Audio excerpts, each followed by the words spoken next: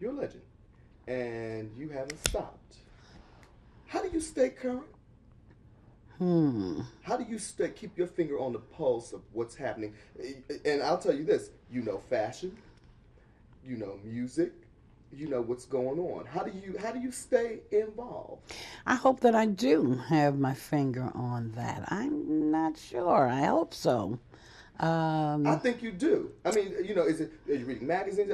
How does Aretha stay current and keep us excited? Growth. It's the growth element. That's what it is. I certainly don't want to be dated by any means, and it's the growth, a constant and evolving growth. So when I got the assignment to interview her, I was both excited and nervous. I was excited because it's the great Aretha Franklin. I was nervous because it was the great Aretha Franklin, but it was incredible. It's one of the greatest interviews I've ever done in my career. She has a very down-home way about her. And I was telling her that my father's from the South and a bit about my mother and how I grew up in Detroit. And she really appreciated it and connected to that. I think she felt that there was a similarity, though she's much older, a similarity in our values. It was a really, really hot day when I interviewed her. And I had heard stories of how she doesn't like to perform in air conditioning, that she likes the room to be basically hot.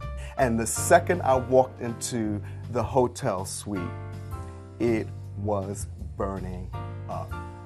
But she looked cool as a cucumber. She was totally relaxed. The most exciting thing musically to me right now is my new album that's coming out in January.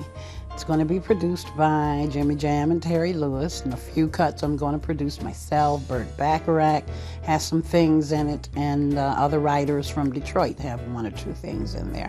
But the music, it's just the music that I love so much.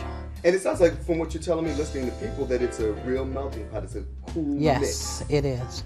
You've got a buffet and a plethora of good music. What I really found generous and kind of Aretha is how she complimented Kelly Clarkson, a contestant on American Idol. Aretha thought that she was great. She loved her voice, she loved her performance style, and she basically predicted that she would be a star. Kelly, I think, certainly has the potential to be a very enduring and established artist and a favorite. She had a combination of things. She is a very likable personality, and I like that. And of course, she's a very good singer. And the song selection was great.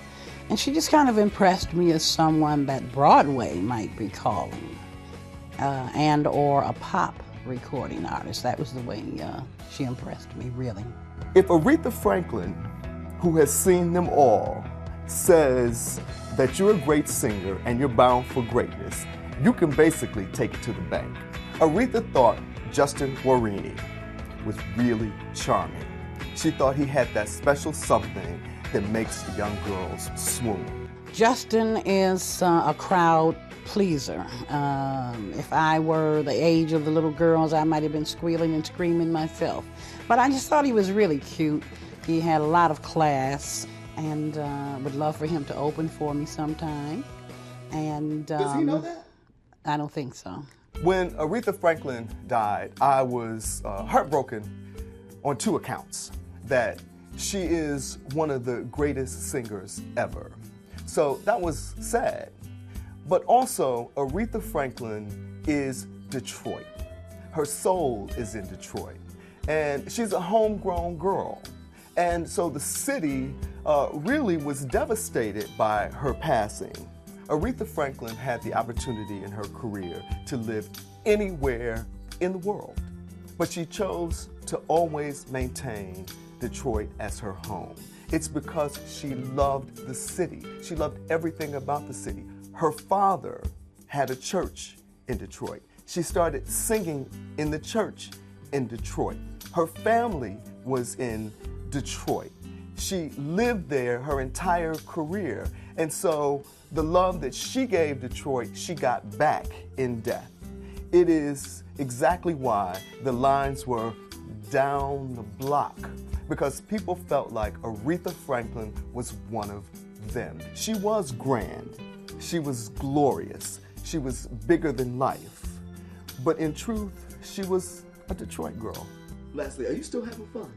Absolutely. If I weren't, I would be sitting at home, cooking, watching the soap operas, and that would be it.